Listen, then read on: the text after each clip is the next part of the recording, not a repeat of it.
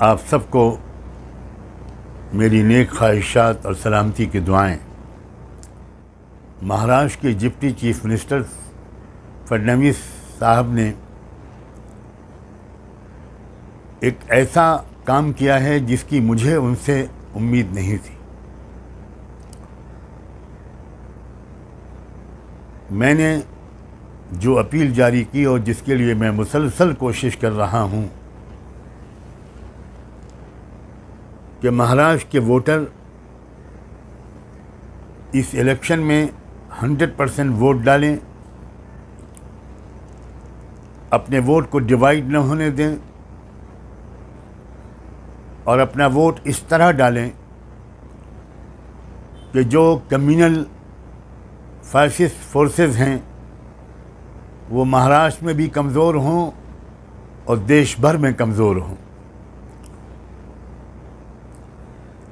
देश भाईचारे और मोहब्बत की बुनियाद पर तरक्की कर सकता है, नफ़रत और बंटवारे की बुनियाद पर कभी तरक्की नहीं कर सकता।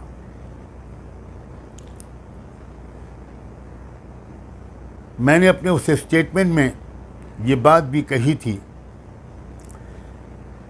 कि मेरी इस कोशिश को बार बार वोट जिहाद का नाम दिया जा रहा है।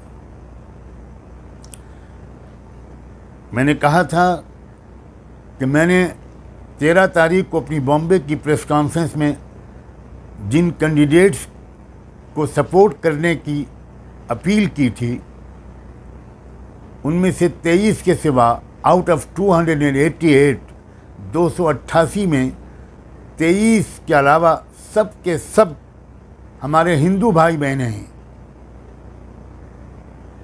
हिंदू भाई बहनों को वोट देने की अपील करना, क्या ये वोट जिहाद है? 750 किसान अपने अधिकारों की मांग करते हुए शहीद हुए, मारे गए, हलाक हुए। क्या उनके अधिकारों की बात करना और उनसे सही डायरेक्शन में वोट डालने की अपील करना, क्या ये वोट जिहाद है? लाखों यूथ, हमारे नौजवान बच्चे और बच्चियां, और हमारे से मुराद मुस्लिम नहीं हैं, मैं पूरे महाराष्ट्र के नौजवानों की बात कर रहा हूं, जिनमें मराठा भी हैं, जिनमें दलित भी हैं, जिनमें ओबीसीज भी हैं, जिसमें दूसरे धर्मों के मानने वाले भी हैं।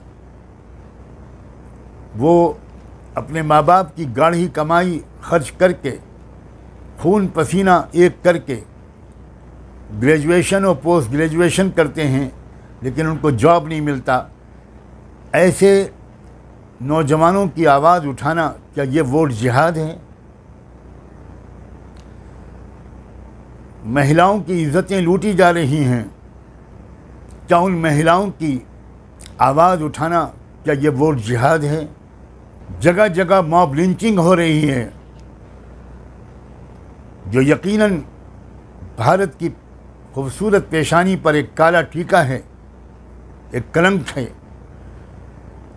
क्या इस कलंक को मिटाने की कोशिश और भारत की छवि को खूबसूरत बनाने की कोशिश, क्या ये वोट जिहाद है? क्या मराठों के उभरते हुए बहुत मजबूत लीडर जरांगे पाटिल, वो जब फडणवीस के ख़िलाफ़ बोलते हैं और साफ साफ ऐलान करते हैं कि मैं फडणवीस को गिरा कर रहूँगा, बीजेपी को गिरा कर रहूँगा, तो क्या वो वोट जिहाद की बात करते हैं? और जब अजीत पवार और एकनाथ शिंदे ये बात कहते हैं कि बटोगे तो कटोगे, इस तरह की बातें महाराष्ट्र में नहीं चलेंगी, तो क्या वो भी वोट जिहाद की बात करते हैं? मैं सच कहता हूं, मुझे फडणवीस साहब से ये उम्मीद नहीं थी। वो एक पढ़े लिखे आदमी हैं। जब मैंने ये कहा था कि अगर ये वोट जिहाद है तो क्या महाविकास अघाड़ी के सारे नेता जिहाद कर रहे हैं? क्या शरद पवार जी, बुजुर्ग मराठा रहनुमा, किसानों के लीडर, क्या वो जिहाद कर रहे हैं? ये कैसी मानसिकता है? जब राहुल गांधी मजलूमों की, कमज़ोरों की, अल्पसंख्यकों की, ओबीसीज की आवाज़ उठाते हैं, कास्ट सेंसस की बात करते हैं, तो उनको मौलाना राहुल गांधी कहा जाता है। जब उद्धव ठाकरे, महाराष्ट्र के बड़े लीडर और बहुत बड़ी फैमिली के एक सदस्य, हिस्टोरिकल बैकग्राउंड रखने वाले एक लीडर, जब वो अपना हिंदुत्व की अलग तशरीह करते हैं और कहते हैं, हम फ़ख्र से कहते हैं कि हम हिंदू हैं, लेकिन हमारा हिंदुत्व बीजेपी के हिंदुत्व से बिल्कुल अलग है, और फिर वो अपने हिंदुत्व के नाम पर, संविधान के नाम पर जब वो वोट मांगते हैं, तो क्या वो भी वोट जिहाद कर रहे हैं? मेरा ख्याल ये है कि बीजेपी के लीडर बहुत ज़्यादा घबराए हुए हैं।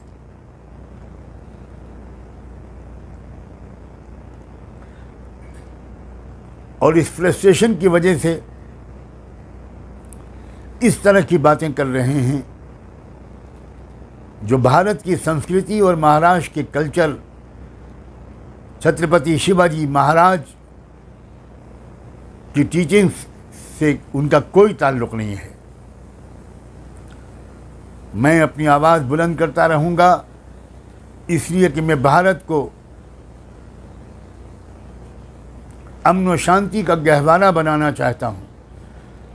भारत के तमाम समाजों के बीच में भाईचारा और एकता फैलाना मेरी ज़िंदगी का मिशन है।